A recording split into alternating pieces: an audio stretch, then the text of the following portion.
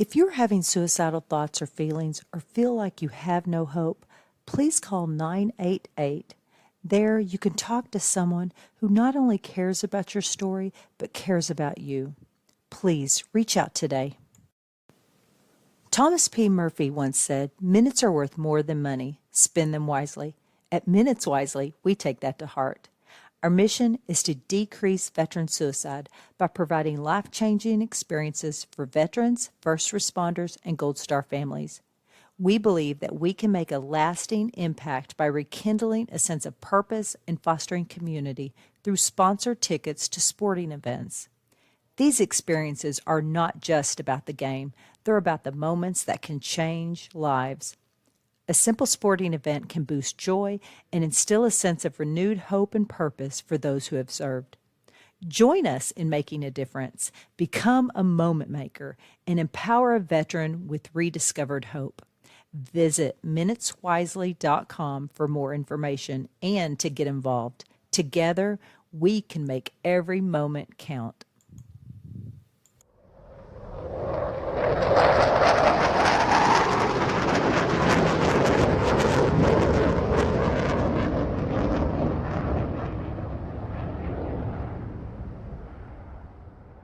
Hello, guys. Welcome back to another episode of TSP. It is, will be Sunday, March, whatever. It's the end of March. Maybe? I don't know. Something like that. And guess what? 25th. Well, when it goes... No, this goes live on Sunday, so it's going to be the 20th Sunday.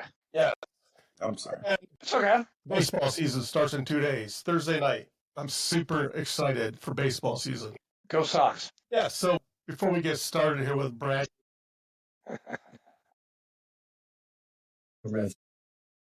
I'm here to beg you, do you know a RV dealer? We want to take this show on the road. We do. We are looking for somebody that would be so kind to donate an RV to a veteran nonprofit. We are C3. We do a lot of great things in the veteran community, send veterans, first responders, and Gold Star family members to life-changing events, i.e. NFL games, NHL games, MLB games, you name it. And we're branching off not just sports. We're going to do concerts and dives and fishing. We're going to do all kinds of stuff. So we appreciate your help. Other than that, Andrew, how you doing today, pal? Good, man. I'm really happy to see you, Fleek, and I'm glad you're looking so vibrant and filled with life today. And I'm just proud to know you. I'm proud to know you as a co-host. And I just want to say I'm proud of this podcast because we're getting a lot of people are talking. Like I'm talking to some other people and they're like, "Hey, did you hear about this TSP, the Scuttlebutt podcast?" I'm like, "Yeah, I kind of heard of it. Yes, I know exactly what you're talking about." And Matter of fact, the word out, man. Good stuff. And I guess that will just lead into what I'm going to introduce Bradley. I've known Bradley since my coming home from my first deployment in 2005 from Karma. 6 months of hellhole, and I came directly to the Teak fraternity at Rollins College in Winter Park, Florida. And I met Bradley. And Bradley, you can actually, I'm not going to tell that story because you're going to tell that when we start talking to you, because it sounds better coming from you than from me. But Bradley is my fellow fraternity brother, Zeta Phi, do or die.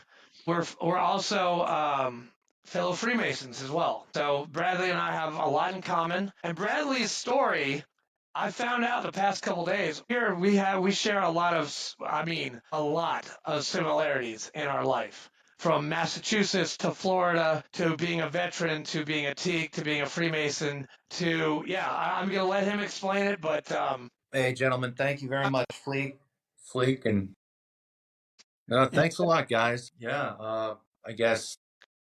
Yeah, my name's Brad Rubash. I'm a former petty officer, second class, retired medically in the U.S. Navy, the world's finest Navy. And what is it? Semper Fi, the Fidelis is always faithful. Semper Fortis is always courageous. And then the Coast Guard has what? Semper always prepared, right? Yeah. Yeah, the Latin coming through right there, the room temperature IQ. So Brad Rubash, Petty Officer Second Class. So my Navy enlisted rating in the Navy was Master at Arms. So I was a Navy police officer, and I was fortunate enough to immediately be selected for K9. I was what's called a pipeliner, and I didn't have to pay my dues because I interviewed so well, and I was a little bit older going through my A school. I was 27 when I enlisted. Yeah, same age, right? Yeah, that was a big. It was a big step. I was like, God, do I want to enlist? I'll be 47 when I retire, and I'm glad I did it. I don't regret a thing. Mostly born and raised in Pittsburgh, Pennsylvania. My father's an orthopedic surgeon, a professor at Harvard Medical School. My mother's a teacher of learning disabled children. And before I joined the Navy, I was fraternity brother, college state champion swimmer, football player. I was recruited for football. Didn't end up wanting to do that, but I missed the Olympic trials by 4 seconds in swimming. That's what I tell people. Yeah, which is a lot in swimming, but if you quantify it that way, you can sort of that makes me feel good when I say I was a decent swimmer. I was Division II. It wasn't anything crazy, but eighth in the state of Massachusetts. Yeah, eighth in the state individually for freestyle. So that one day I was the eighth best in the whole state. So that felt pretty good. And then we did win the state championship, 57-0, and we've won the state championship 10 years in a row. My friends and I joined the swim team in high school, and all my friends freshman year got these rings, and I was like, "Hey, man, Matt, and Trevor, what do you got to do that? You got to make your state cut." I'm like, "What's your state cut?" And I was playing basketball. Fuck basketball. I hate basketball. I'm 6 foot. I'm 6'8". I'm 6'8". I was 220 and 220 in high school, and got down to 208 swimming weight, but just loved it. And that turned into college. I walked onto the swimming team at Rollins. I was accepted before the coach even knew my name. Or no, I take that back. I think I'd applied before that, but he didn't shepherd my application through the process. But my first college roommate was Graham. He was a baseball player prospect, and this guy could throw the ball through me. I played catch with him once, but the baseball coach quit. Like the summer of, he didn't even make the team. So I don't know where I was going with that. Anyway, college, peak fraternity brother, outdoor club member, 5 year super senior, anthropology major, took everything very seriously. It was amazing, man. My mentor, Dr. David Butler, was a state archaeologist, and I got all A's in his class. Boosted my GPA, and found some other interests. I wasn't learning anything in college, really. That's what I said. I was doing I was very good at that. Once I learned I was very good at that, I didn't want to do it anymore. Because that's what I say when I drink. I'm like, nah, I'm too good at it. I learned that I'm good at drinking, so I want to do something else. That's funny. Yeah. So then after college, sold boat parts, sold cars, and I tried to go to OCS in 2009 for the Marine Corps. And I was there for 6 out of the 10 weeks, or 6 out of 12 weeks, I think. And, this is my first military experience, and I just fucked it up. I was an A- test average. I loved the Marine Corps, OCS. It was fun, but it wasn't supposed to be fun. For me, I guess I was smiling too much and just having a blast. And so didn't know how to really or behave myself, really. And Composure. yeah, I don't know what it was. Those officers are all about composure. All of them. Yeah, no, it wasn't composure, but it was someone snitched on me, and then my sergeant instructor grabbed me by the throat, and he said, "If you ever touch someone again, I'll pull your intestines through your asshole." And he said, "You'd believe me, right?" I said, "No, I don't believe you." And I didn't. I could have got him in trouble, but you don't want to snitch on your instructor. But so I tapped this guy on the shoulder. I said, "Hey, man, calm down." This is 2009. Summer of 2009. Yeah, they do the PLC, Platoon Leaders course, which if you've ever read a good book, you want to read a good book, One Bullet Away. And then that leads into Generation Kill. Those two books were Those two books were written sort of simultaneously. Nathan Thick, Lieutenant Nathan Thick, who I had the pleasure to meet fly fishing actually. And this was while I was in the Navy. I met him fly fishing in Pennsylvania. Really good guy. He's a headhunter, head of a headhunter corporation or something like that. He went to Yale. No, he went to Dartmouth. Hanover, New Hampshire. Yeah, Dartmouth. So, civilian world didn't wear well. And I just, I said I was bouncing at the Wild Horse Saloon in Nashville, living for $400 a month in my bachelor pad with 3 other dudes. And I said, I'm just going to enlist. I walked in the Air Force recruiter. They were doing the sequestration, and they did not accept anyone with a prior attachment. So that was no Air Force for me. Then walked in the Army recruiter and told them the story, and they didn't take me. And then told the Marine Corps story to the Navy. And then Chief looked at me and was like, you seem squared away. Navy's about second chances, buddy. Welcome aboard. Those are her exact words. They didn't even make me write anything. They didn't even make me write a statement. Was it anything? What? No, this was a black woman. It was a chief of the, I guess I had composure enough, more so than the average recruit coming through the Nashville recruiting office on Henderson Pike. And, they were glad to have me. My recruiter didn't do me dirty. I told her exactly what I wanted to do. And at MEPS, I picked, they always offer you corpsman. And I thought, the Marine Corps was corpsman because I knew what a corpsman was. But, I wanted something different. I wanted canine, to be honest. I knew about canine. And that's the first thing that's right across the job description when you read Master at Arms. So Master at Arms boot camp, that was fun. So I picked Master at Arms. Master at Arms, the automatic because I had a college degree. Boot camp, I was the educational petty officer. So they wanted me to be the RDC, the recruit division commander, but none of that. Then I went to San Antonio it's called A School, apprentice school. And then the very first day of A School, I met a guy who was in K9. And his name was Glad. His last name was, it's killing me right now. I can't remember his name. Yeah, it'll come to me in a second. Yeah. And the chief, and this is middle of the night. And I guess he was getting his orders taken care of at the A School. He was on duty or something. So I chased him down and I eventually ran into him on the bus going to the exchange. And I said to him, hey, dude, how do you get into K9? And told him my story. And then he's told me basically what to do. Don't get in trouble first and foremost. And I didn't get in trouble.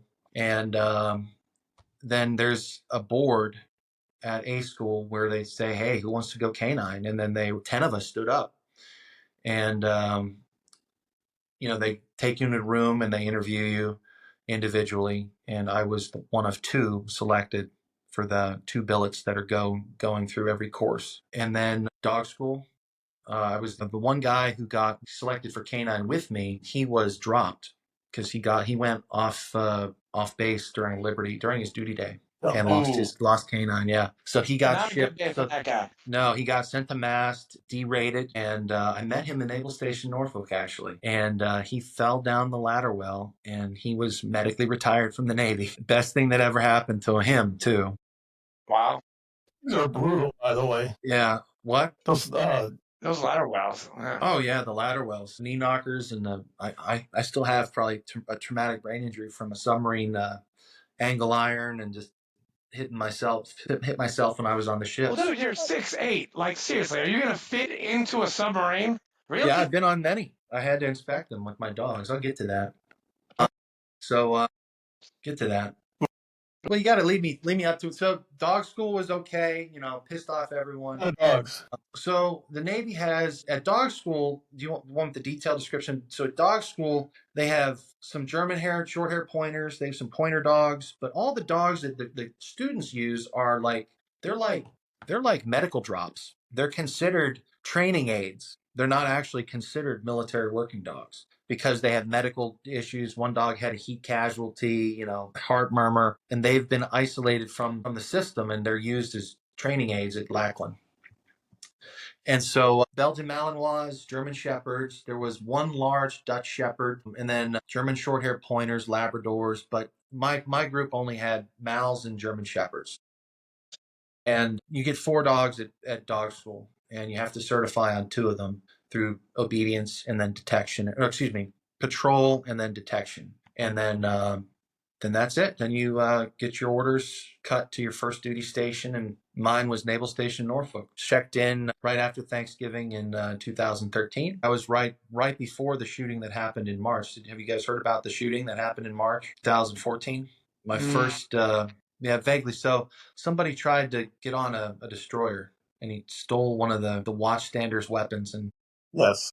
killed one of my buddies. Do you remember? Do you Sorry. remember hearing that vaguely? Yeah, I do remember that. Vaguely. Vaguely, yeah. So my first, and I just made third class, so I'd been promoted. While I was at A school, I took the test because I was shit hot compared to everyone else. So they let me take the advancement exam. So I made it E4 as soon as my boots hit the deck, basically, for 2 months later. So I get a phone call in the middle of the night, and my kennel master's like, get to the kennel, active shooter, and called her 6 times while I'm on driving into the kennel. I lived on base, and I actually did not move off of base. I could have, but driving into the kennel, I'm like, where the fuck's the shooter? And run in, I'm holding a baton. I had an extra baton. I run into the police station with the baton in my uniform, and this guy's like standing outside the police station. I'm like, what happened? He's like, I can't tell you.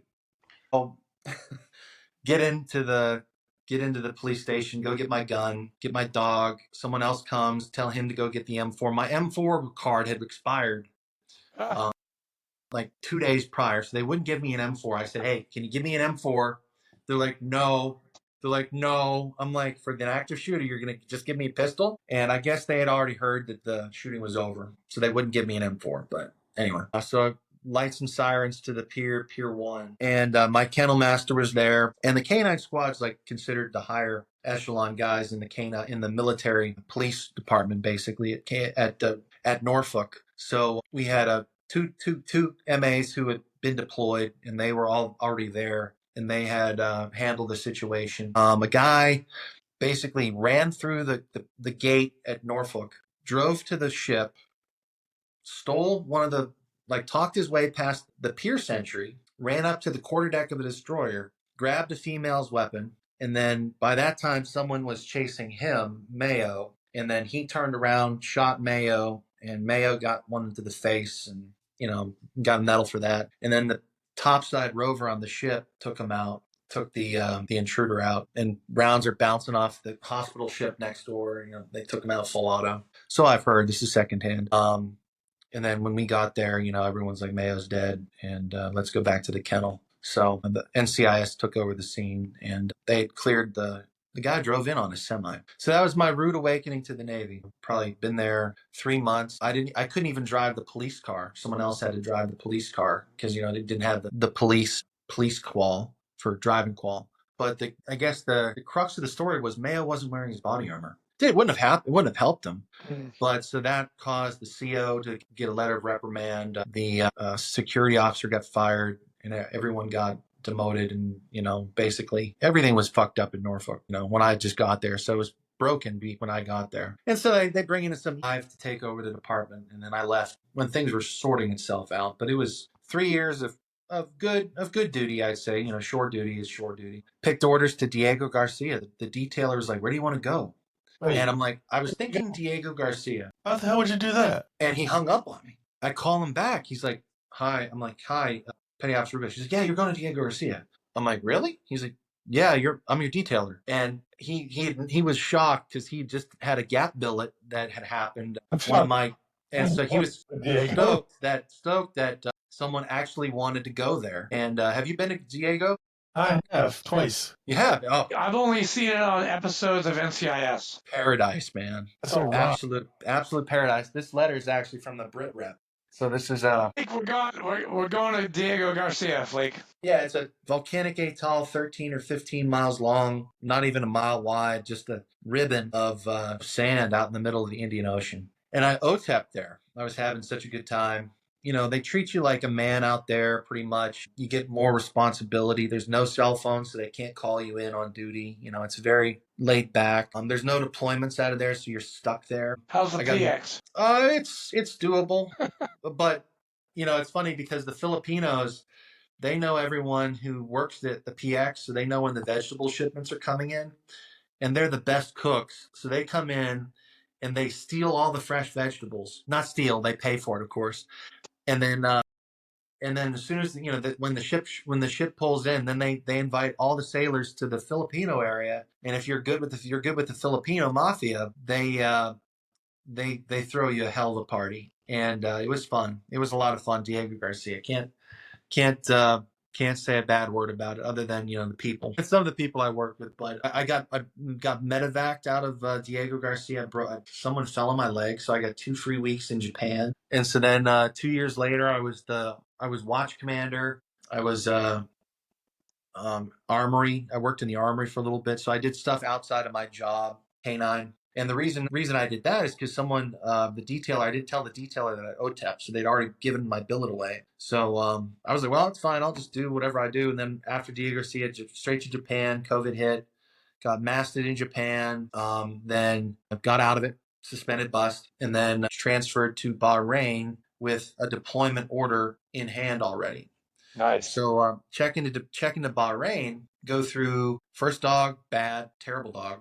It was a puppy. And I'm like, Chief, you want me to deploy with a puppy? And this guy was later relieved from his command, relieved as kennel master, because just lack of confidence. And I said, Chief, you want me to deploy with a puppy? And I didn't know what the deployment to UAE was all about. It's basically sit on your ass and do nothing. But as a forward deployed asset, I wanted a good dog. So I said, hey, Chief, give me this old dog that knows the smell of what we're looking for, bombs. And he's like, I concur, Rubash. And so deployed to, so I certified on 3 dogs in 30 days. First dog was Mierko, the oldest dog in the kennel, hair falling out. But this dog had the best nose I'd ever seen. My coworkers, this is all guesstimation, but they switched his urine at the vet office. So my dog was considered medically ineligible to deploy because magically the dog developed a kidney problem, which later dissipated,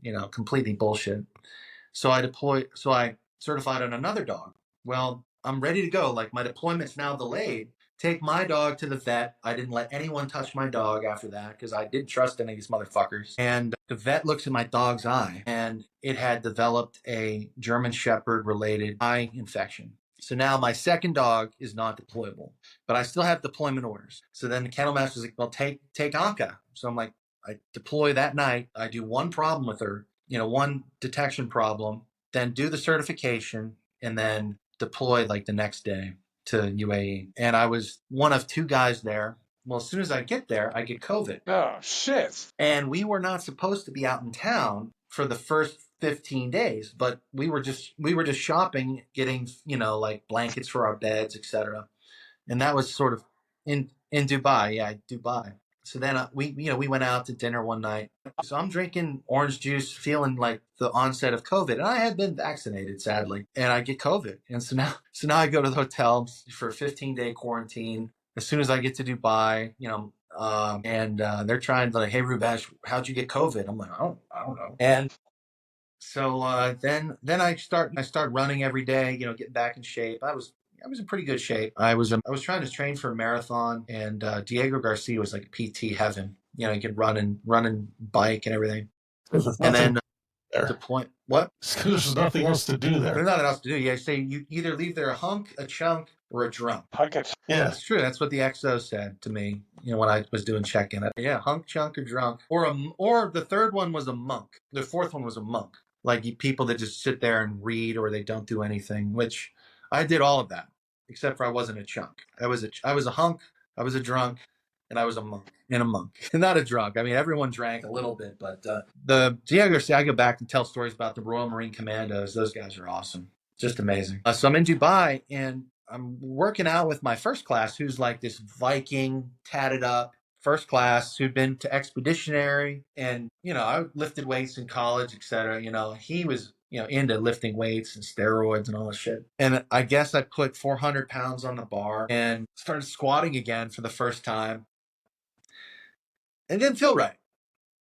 And deployment went well, scuba diving in the Dubai Mall, fish tank with the shark tanks. What was that? Was that the Millennium Mall? It's just called the Dubai Mall. I started dating. Oh yeah. That's the the other mall, Yeah. Mall Mall of the Jamaria Millennia. or something like Yeah, Mall something like Millennia, that. Yeah. Yeah.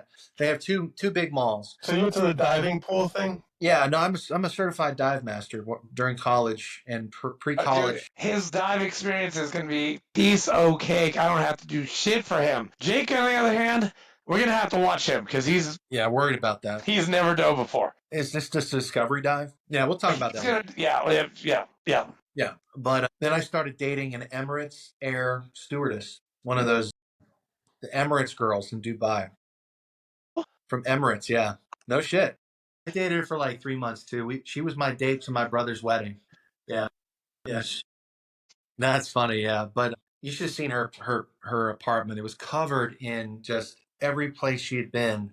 She grabbed a trinket or something. So it was just incredible. Really nice girl. And the first date, I couldn't tell her what I did. So she thought I was in the CIA. Shit. It was funny. Good times. I'm dating someone now, so I don't want to get into that. But I'm very happy with my chick. Very lucky.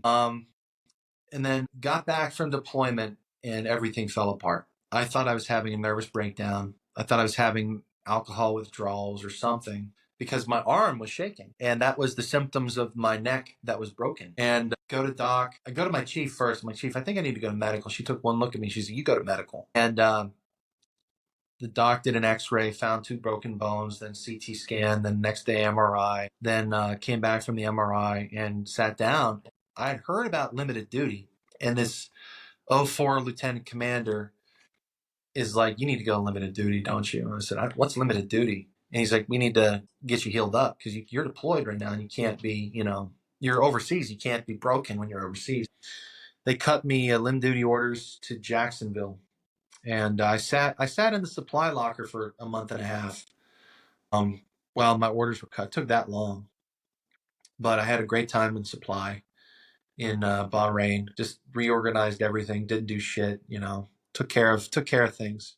Worked with Don't fly without supply. Don't fly without supply. The one, I guess so many stories about that. One of the guys they made do the male had pulled out his pistol and shot a gun into the like he had a negligent He had a desk pop.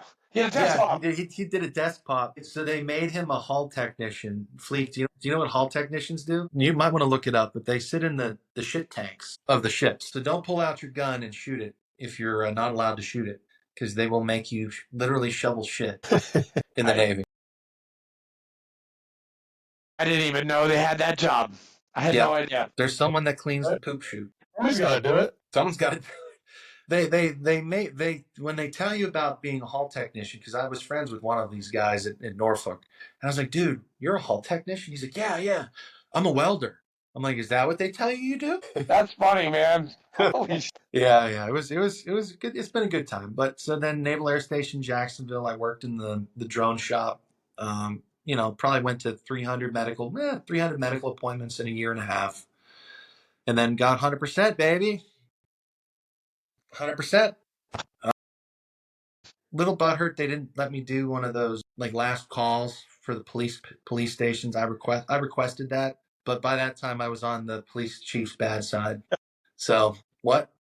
Yeah. Oh yeah. What a prick. I'm gonna go back and request it someday. What was your total time in the Navy? 9 years, 9 months, and 13 days. Wow.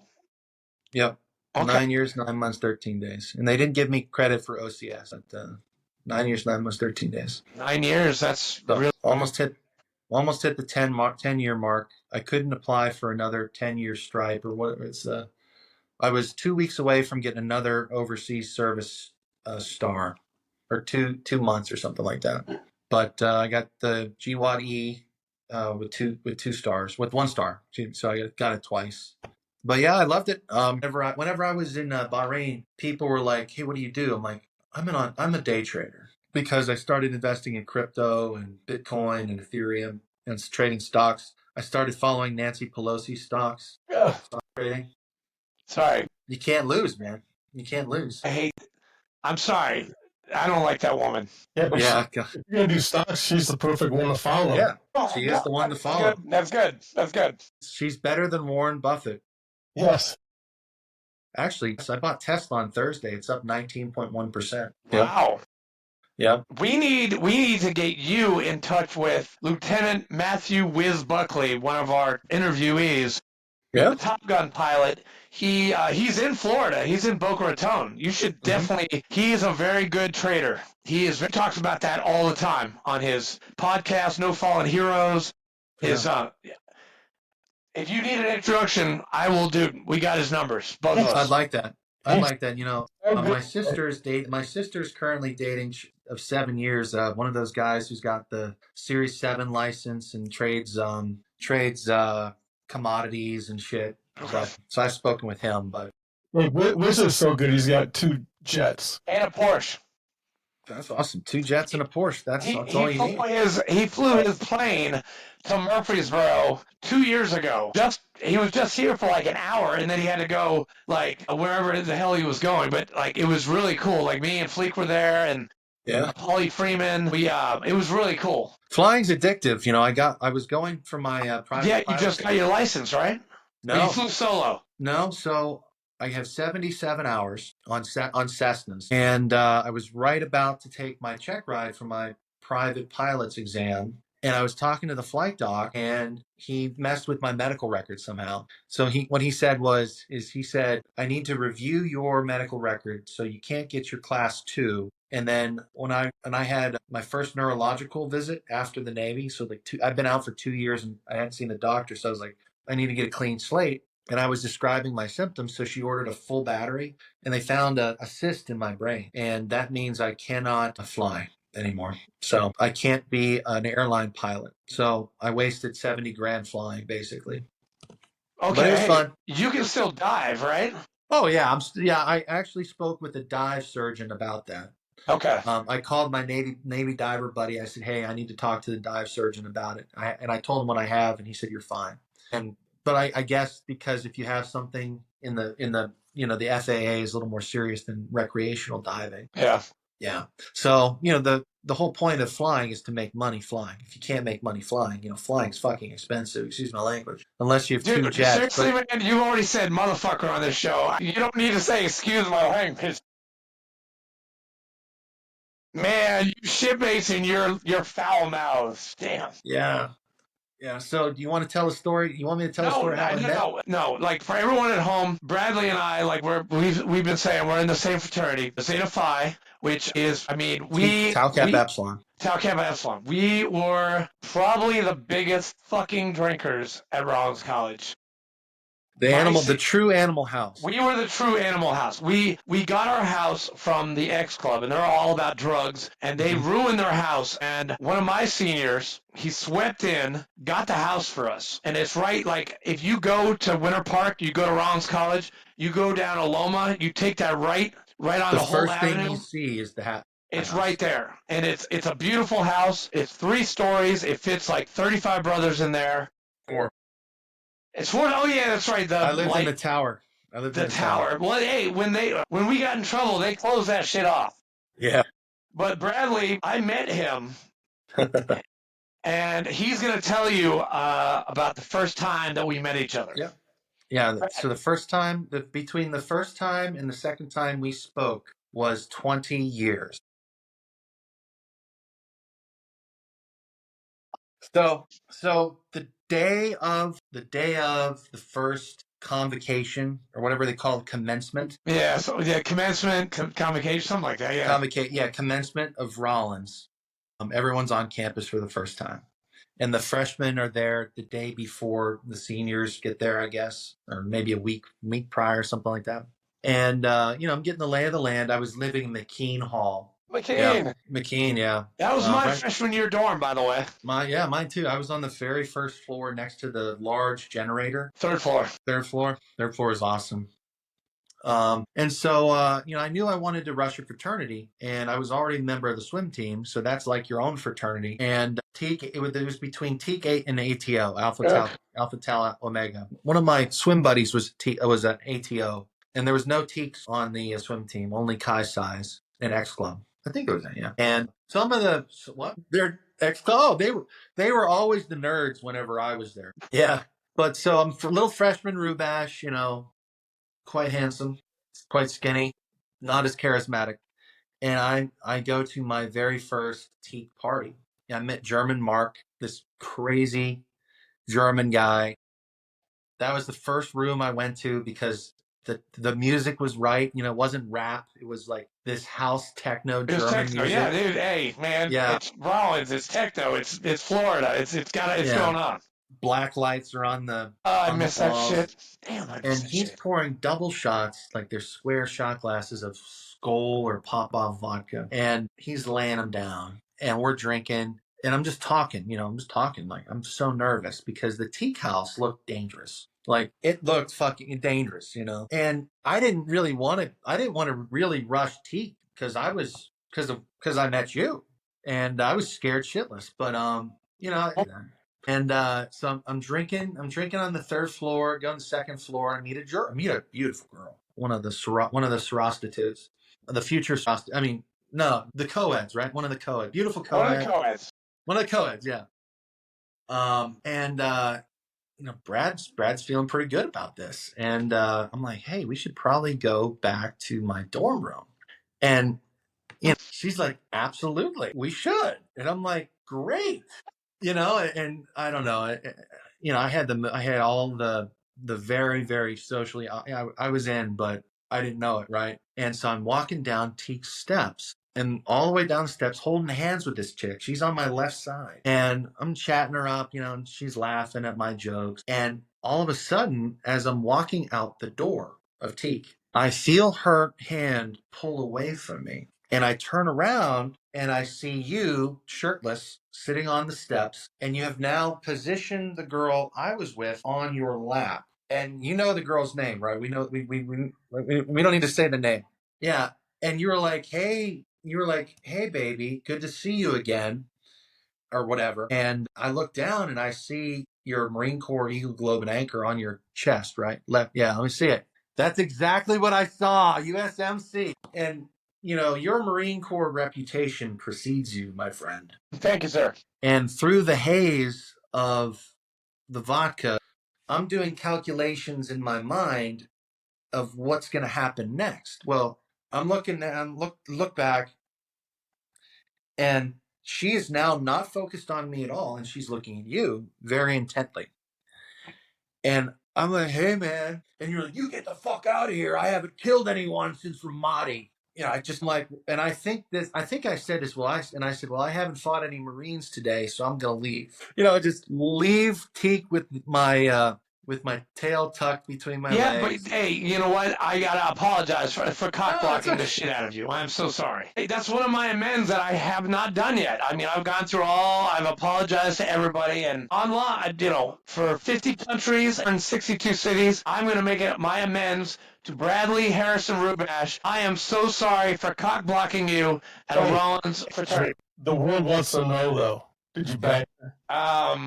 Well, come on. Really? Do I have to answer that? Yes. So, Fleek, Richard was there on an epic weekend. Picture Richard on, so you just got back from fucking Fallujah. And, this shit's all on the news.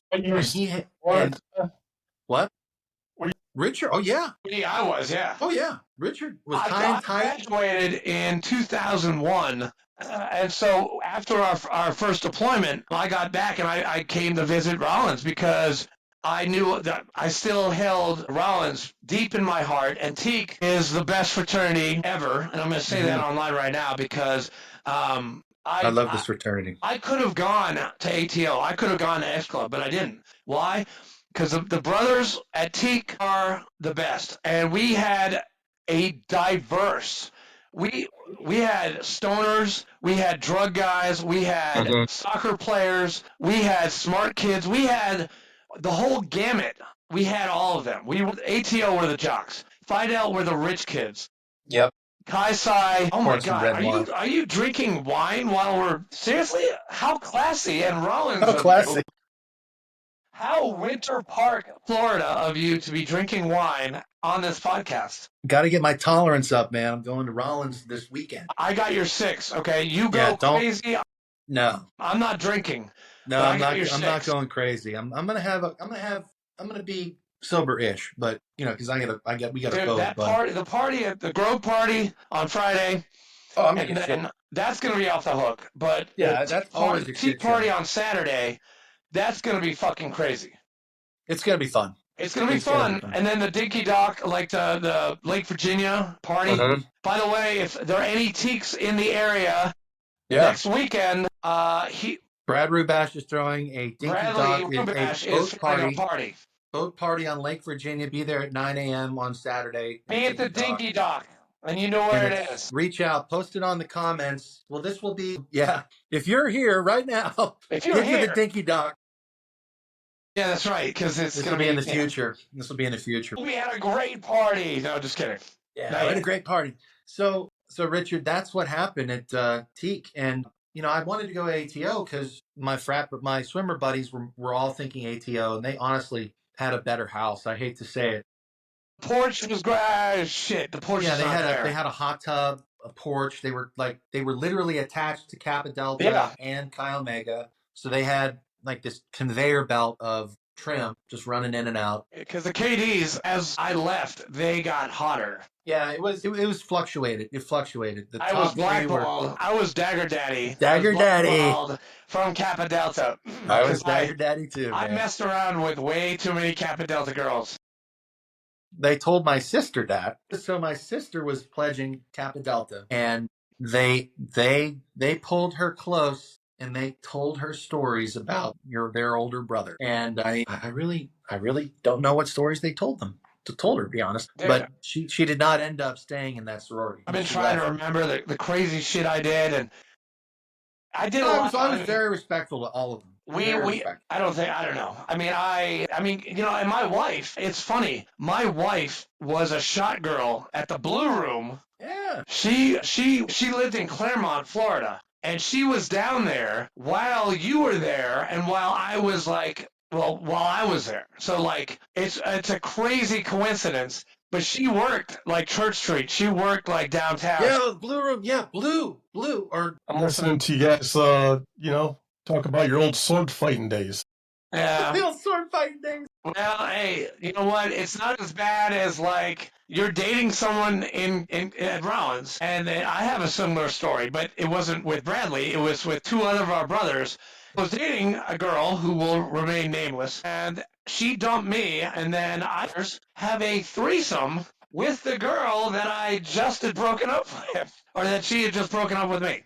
So yeah, that was crazy. We lost our guest. Where the hell did he go? Bradley, where you going, man? Sorry, man. Sorry.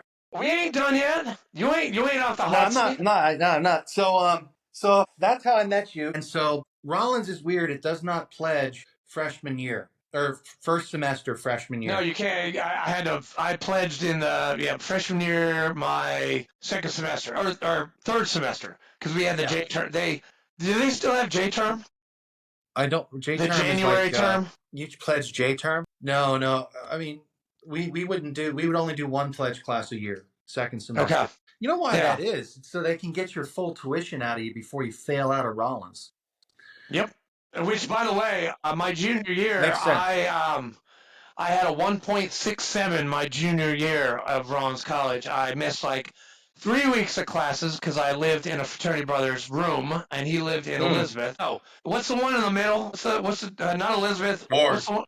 Ward. Ward. Yeah, I lived on the second floor of Ward for 3 weeks, missed 3 weeks of classes, and missed papers, and my dad actually had to come and get me, and I actually had to leave campus for the rest of that semester, and then I came back the next year, and I was on double secret probation. From Rollins College. Yeah. And so I had to take all these really easy classes like history of rock and roll, history of jazz, and I had to take all these classes just to pump up my... You're lucky, man.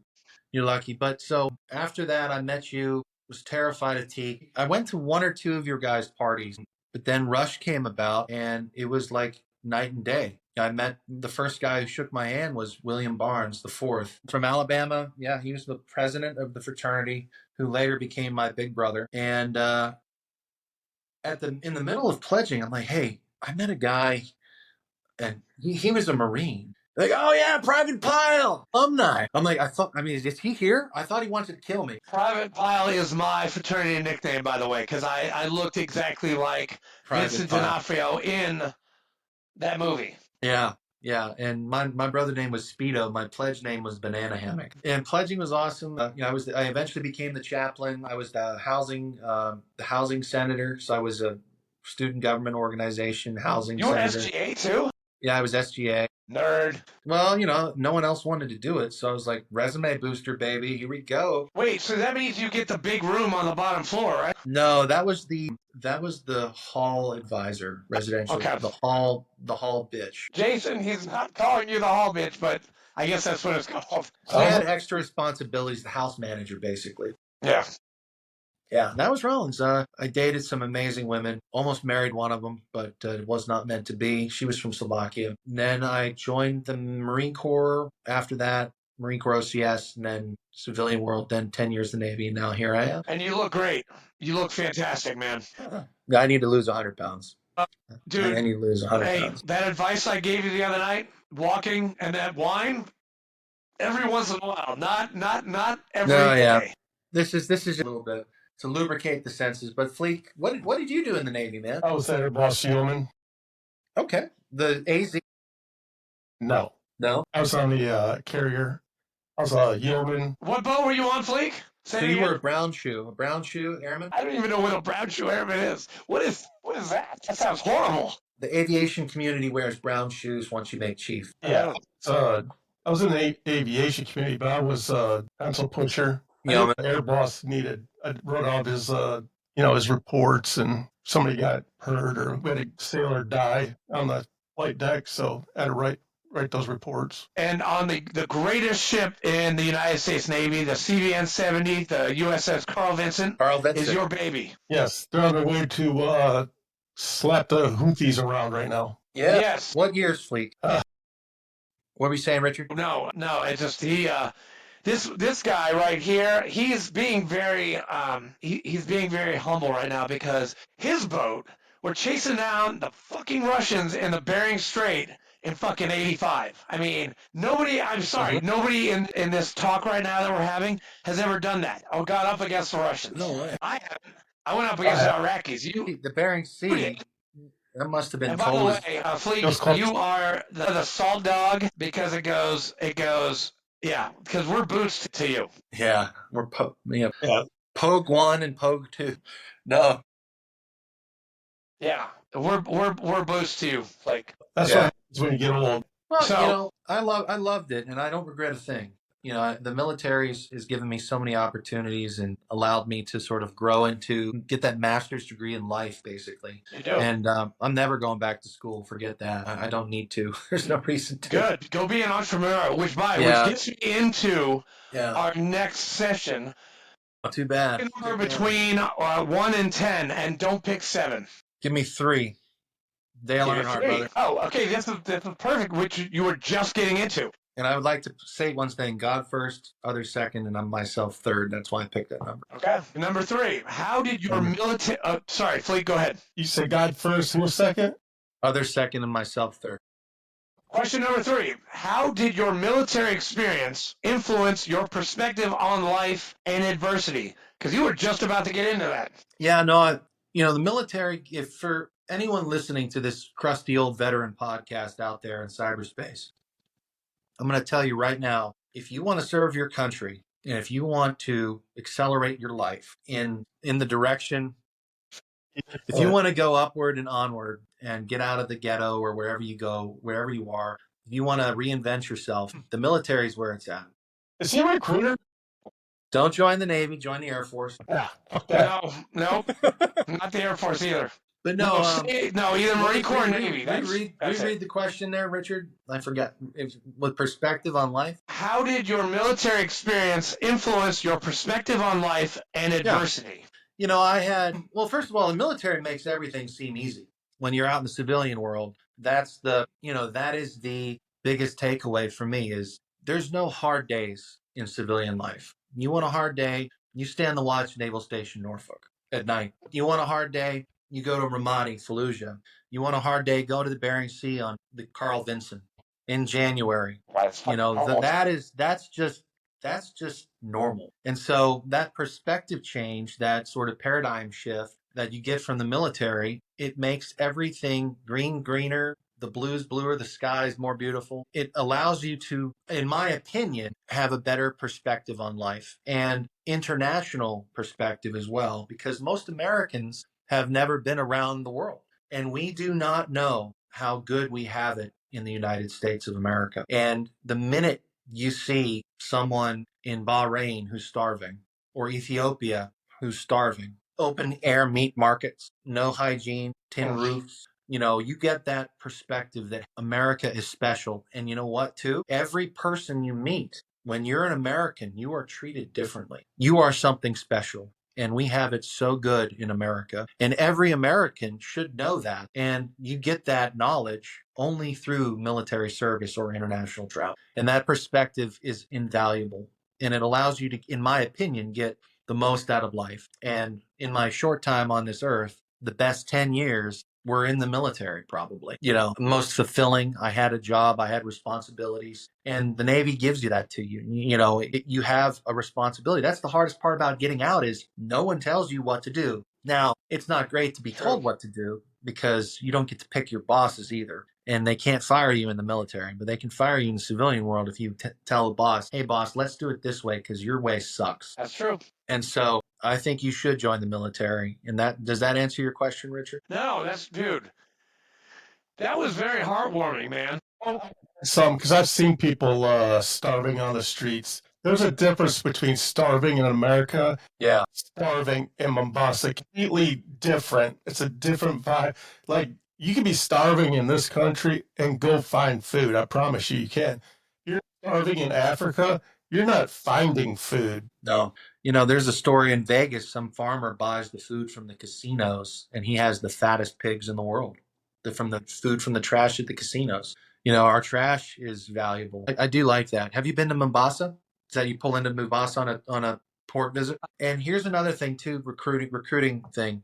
You join the Air Force, you're going to be out in the missile fields in North Dakota. You're going to be in Germany, Alaska, Italy. You join the Navy or the Marine Corps. Our bases are oriented around the beach. So you have much better worldly, is that the word, international assignment locations. If you join the Army, you're going to Germany, Japan, Korea. That's it, pretty much. Or Kuwait. Good luck. Have fun.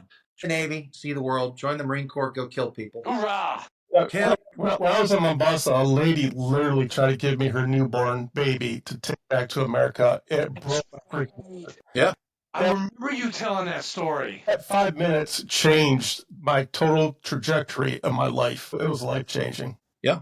You know, when you have, I mean, going down that road too, I mean, even the suicide thing, you know, I can't tell you how many times my friends have killed themselves. It's more than 5. And, you know, it puts things into perspective. Life is precious. It is. And our American way of life is precious. And it's worth defending. And the Constitution is the reason the entire world has hope. Our freedom literally keeps the storm clouds of darkness and oppression from engulfing the world. That was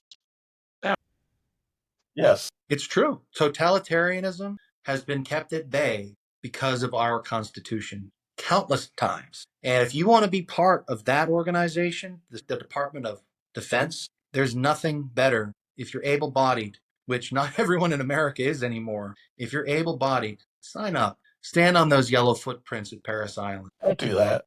Get on the bus to go to boot camp in Chicago. Great Lakes. Yeah, that's why we're the TARS. Yeah, I visited, I lived in Baldwin Park and I saw the old barracks buildings. Now that I know what they freshman are. year, I got there. They were starting to tear it down. That was in '96. Yeah. Yeah, it's still there. It was still there in 2009. It was Okay. still the big concrete building. Yeah, the big buildings, yeah. Yeah, the big building. Because that's where they sent the women, the gompers. Yeah. Rules. The trousers. You know, you get to pick your peers. Who do you want to hang out with, you know, when you're old and crusty? I would much rather hang out with veterans. They're more dependable. And cooler. And way cooler. And yeah. let's not forget, my drill instructor in Great Lakes, Illinois, his exact words, I fucking hate civilians. My mother was a civilian, and I fucking hate her too. Damn, who said that? You're a boot camp instructor? Yep. No, mine. Yeah. I don't know. Even know. I can't remember what mine. Mine just was yelling and screaming and get the yeah. fuck off my bus. Get on my footprints. Go in there. Get a shot. Fuck you. I hate you. See you in 13 weeks. You're unorganized, grabastic pieces You of amphibian shit. unorganized, just grab ass pieces of fucking whale shit. You are not even human fucking beings. Oh, which, by the way, It's true. his birthday was a couple days ago. Arlie Ermy, I saw it on Facebook. I did And see that on today, Facebook. I mean, obviously it's going to be Sunday when you guys see this, but today Is Medal of Honor Day. It's Medal of Honor Day. So we got to give it up for Michael Murphy. Let's see, who else from the Navy got a John Kerry? He got a Navy. He got a Medal of Honor. No, he didn't. Well, when I saw on LinkedIn, I saw his picture. So John Kerry got 3 Purple Hearts. really? Yeah. He didn't get the Medal of Honor. George W. Bush's father get was he Medal of Honor? Yeah. Let me look that up. George H.W. Bush. I think he maybe won the Navy Cross or a Distinguished George. Yeah. But, you know, I have a boot camp story. My second RDC, HM1, Marine Corps, Greenside, he said he didn't sleep in a bed because he knows what happens. He's 7 children. And if you want to know what it costs to raise a child now from 1 to 18 while you're young and able-bodied, over $100,000 a year almost. You know, and with medical bills, and the cost of living is taken care of when you join the Navy or the Marine Corps or the Air Force and the Army and the Coast Guard. You know, there are so many benefits that just are instantly available that are enormously cost saving to you when you join. You don't have to move. They move for you. You know, you don't get to pick all the time where you move, but the benefits are there. And you know what? Civilians, they don't get to choose who they work with, really. If there's someone who's a pain in the dick, you can fire. You can't fire them sometimes you can't always fire them in the civilian world. In the Marine Corps, Army, Navy, Air Force, you can get rid of that person if they're a shitbird. Yes. You know, they're through the proper channels, of course, but it's far easier to deal with your coworkers in the military because you know what? Every 2-3 years, you get new coworkers. Mm-hmm. And your reputation does follow you through your service. You think that's not true, but it is. You know, people knew about me and judged me before I even got to my command sometimes, which I'm like, hey guys, you know, give me the benefit of the doubt. The stories you've heard are not all true. And I looked them straight in the eyes and I'm like, hey guys, you know, let's do this. And I can go down the negative Nancy stories, but I do have a lot of good stories, but that's for next time. I got the Navy Medal of Honor Global War on Terrorism, Edward Byers, Michael Monsoor, Michael Murphy, and Britt Sablinski. I mentioned Michael Monsoor's name in my canine board, and that's one of the reasons I got canine board, because he was a canine handler. No, Joseph Carey, not John Carey, Joseph Carey. My bad. Joseph Carey. That was totally my fault. I am so sorry. Don't be worried. There were 16 Medal of Honor winners in Vietnam from the Navy. Don't forget about Jason Dunham. Marine Corps. Jason Dunham, Kyle Carpenter, Dakota Meyer. Mm-hmm. I met this guy, Major General James Livingston, Marine Corps, Vietnam. But happy Medal of Honor Day to all recipients. We're with you guys in spirit. Yep. And to our Victoria Cross British guys as well. Their right. Medal of Honor is the Victoria Cross. Yeah, if you want to watch an interesting story, the Victoria Cross is also a very interesting medal. Awesome. Guys, it's been a pleasure. Bradley, thank you, man, dude. Seriously. Absolutely, man. Hoorah. See you guys. See you next Sunday.